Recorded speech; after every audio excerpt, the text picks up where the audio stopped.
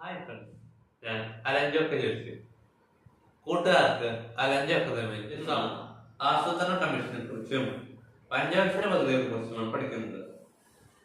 ആസൂത്രണ commission 1950 March 15 കേന്ദ്രമന്ത്രിസഭ തീരുമാനത്തിലൂടെയാണ് ആസൂത്രണ കമ്മീഷന് രൂപം നൽകിയത്. പ്രധാനമന്ത്രിയാണ് ആസൂത്രണ കമ്മീഷൻ ചെയർമാൻ. ഉപദേശക സ്വഭാവമാണ് കമ്മീഷനുള്ളത്. പദ്ധതികളുടെ തയ്യാറാക്കൽ, നടത്തിപ്പ് എന്നിവ സംബന്ധിച്ച നിർദ്ദേശങ്ങൾ തയ്യാറാക്കി സമർപ്പിക്കുകയാണ് കമ്മീഷന്റെ ചുമതല. 2015 ജനുവരി 1 ആസൂത്രണ കമ്മീഷന് പകരമായി നീതി ആയോഗ് എന്ന പുതിയ സംവിധാനം നിലവിൽ വന്നു. പഞ്ചവത്സര പദ്ധതികൾ എന്ന ആശയം സോവിയറ്റ് യൂണിയനിൽ നിന്നാണ് ഇന്ത്യ കടമെടുത്തത്.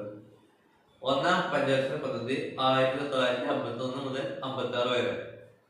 ഡോക്ടർ KN രാജ് പദ്ധതി തയ്യാറാക്കുന്നതിൽ പ്രധാന പങ്ക് വഹിച്ചു. ദാരിദ്ര്യ നിർമ്മാർജ്ജനമായിരുന്നു പ്രധാന ലക്ഷ്യം. സാവകാശം മുന്നേറുക, ഡാമുകൾ, ജലസേചന സൗകര്യം വർദ്ധിപ്പിക്കുക എന്നിവ ഉൾപ്പെടെ കാർഷിക മേഖലയുടെ പുരോഗതിക്ക് ഒന്നാം പദ്ധതി ഊന്നൽ നൽകി. രാജ്യത്തെ കൃഷിഭൂമിയുടെ വിതരണത്തിന് പ്രഥമ പരിഗണന നൽകി. ഹിരാക്കുഡ്, ബക്കാനങ്കൽ തുടങ്ങിയ വൻ ഡാമുകളുടെ നിർമ്മാണം ഒന്നാം പഞ്ചവത്സര പദ്ധതിയുടെ നേട്ടമായിരുന്നു. രണ്ടാം പഞ്ചവത്സര പദ്ധതി 1956 തൊട്ട് 61 വരെ. രണ്ടാം പഞ്ചവത്സര പദ്ധതി തയ്യാറാക്കിയത് PC മഹാലനോബിസിന്റെ നേതൃത്വത്തിലുള്ള സാമ്പത്തിക വിദഗ്ധരാണ്. സാധ്യമായ എല്ലാ ദിശകളിലും തൊഴിൽഗതിയിൽ ഘടനാപരമായ പരിവർത്തനം കൊണ്ടുവരുന്നതിന് ഈ പദ്ധതി ഊന്നൽ നൽകി. രാജ്യത്തിന്റെ വ്യാവസായിക വികസനത്തിന് പ്രാധാന്യം നൽകി. പൊതുമേഖലയ്ക്ക് പ്രാധാന്യം ലഭിച്ചു. വൈദ്യുതി, റെയിൽവേ, ഇരുമ്പുരുക്ക്, വാർത്താവിനിമയം എന്നീ മേഖലകളിൽ പൊതുമേഖലാ സ്ഥാപനങ്ങൾക്ക് രൂപം നൽകി. ആഭ്യന്തര വ്യവസായത്തെ സംരക്ഷിക്കുക എന്ന ഉദ്ദേശത്തോടെ ഇറക്കുമതിയുടെ മേൽ ഗവൺമെന്റ് വലിയ തോതിൽ നികുതി ചുമത്തുകയുണ്ടായി. ഇത് പൊതുമേഖലയെയും സ്വകാര്യ മേഖലയെയും സംരക്ഷിക്കുന്നതിന് വളരെയധികം സഹായിച്ചു. അടിസ്ഥാന വിവാദങ്ങൾ.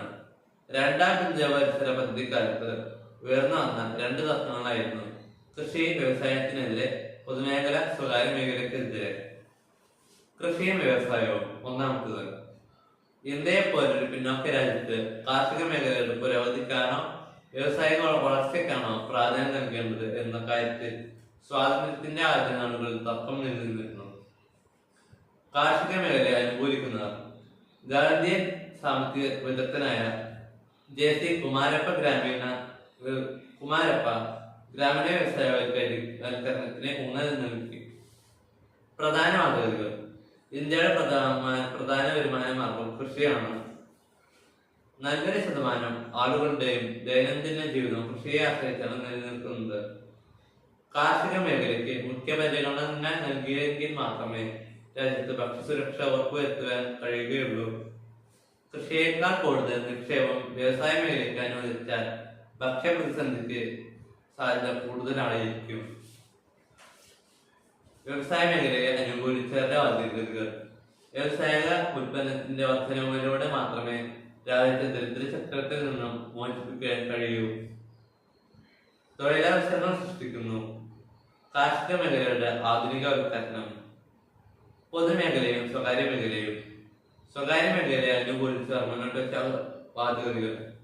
ആസൂത്രണം സ്വകാര്യ മേഖലയ്ക്ക് വളരുന്നതിന് ആവശ്യമായ പ്രചോദനമോ ഇടമോ നൽകുന്നില്ല. ശക്തമായ പൊതുമേഖല സ്വകാര്യ മേഖലയുടെ വളർച്ചയെ തടസ്സപ്പെടുത്തി. ഇറക്കുമതിക്ക് ഏർപ്പെടുത്തി നിയന്ത്രണം സ്വകാര്യ മേഖലയെ പരിമിതപ്പെടുത്തി. ഗവൺമെന്റിന്റെ അമിത നിയന്ത്രണം അഴിമതിക്കും കാര്യക്ഷമത കുറയുന്നതിനും കാരണമായി. പൊതുമേഖലയെ അനുകൂലിച്ച് മുന്നോട്ട് വെച്ച വാദഗതികൾ. പൊതുവിദ്യാഭ്യാസം, ആരോഗ്യ സംരക്ഷണം എന്നീ മേഖലയിൽ ഗവൺമെന്റ് കാര്യമായ നിക്ഷേപം നടത്തിയില്ല. പൊതുമേഖലയെ അവഗണിച്ചുകൊണ്ട് രാഷ്ട്രം സ്വകാര്യ മേഖലയെ സഹായിക്കുകയും ലാഭം ഉണ്ടാക്കുവാൻ അനുവദിക്കുകയും ചെയ്തു. ഉയർന്ന വേതനം പറ്റുന്ന ഉത്തരവാദിത്തമില്ലാത്ത മധ്യവർഗത്തെ സൃഷ്ടിച്ചു. ലാഭം കുറഞ്ഞ മേഖലകളിൽ മാത്രമാണ് രാഷ്ട്രം